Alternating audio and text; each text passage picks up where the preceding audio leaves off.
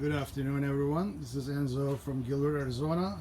This is a 2008 Audi A4 B7 Avant with the 2.0 turbo. This is a great example of a car that was driven 170,000 miles and frequent oil changes. It was some visible maintenance was done, but nothing major. This car was pretty much neglected. 170,000 miles. Surprisingly, it didn't really cause any damage, but it was about to have a catastrophic turnout when I found out. The belt was original, the timing belt, and that was incredibly in good shape. But anything else, it was about to fail, especially back here. These cars are known to have issues with the cam chain tensioners in the back. The vacuum pump was leaking pretty badly. Also, it's good to check while you're doing all this, the cam follower. So while I had everything out, I replaced all. Matter of fact, I even replaced the coolant flange in the back. Hearing that's also problematic, although this wasn't leaking. I had to get it done. Doing the spark plugs. Looks like they did a valve cover gasket one time, but it started leaking again, as you can see. So I'm going to be replacing that.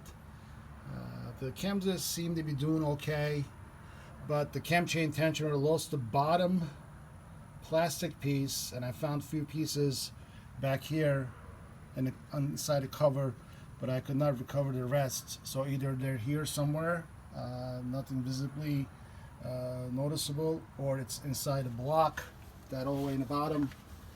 Someday we will find out, I guess, or it'll just be down there forever in the abyss.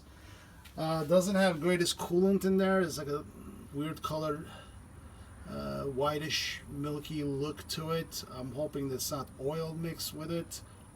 It looked like there's some residue in there, but the rest of them was very water-like. Timing is not set, as you can see from the get-go, and I also have the block in there. That wasn't too bad. Removing the bolt from the back, as you all can see, you have to do the pulley drive socket. Make sure don't use Torx or anything else. That has to be specific for that bolt, and it is a pain in the neck to get off. I had to use a 3/4 inch drive, literally, little by little. Took me 10 tries, but finally broke it off.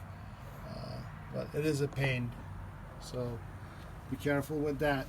So let's go take a look at the parts. Everything else seems to be okay. I also replaced the oil filter housing here. That was pain. The tube going to breather valve was brittle and full apart. There was a bunch of debris in there from the God knows what. It was falling apart, so I replaced all that. Cleaned the oil cooler and put that back together. Also reclamped everything properly where they're supposed to use. Instead of using a worm clamp, I did use proper clamping. So that's all done. So I got everything new. I'm gonna install it pretty soon. Let's take a look at what I took off. Here you can see all the failing O-rings. A lot of them are flat or broken. As you can see, they're all flat. Once I get to this level, they become brittle and no longer useful.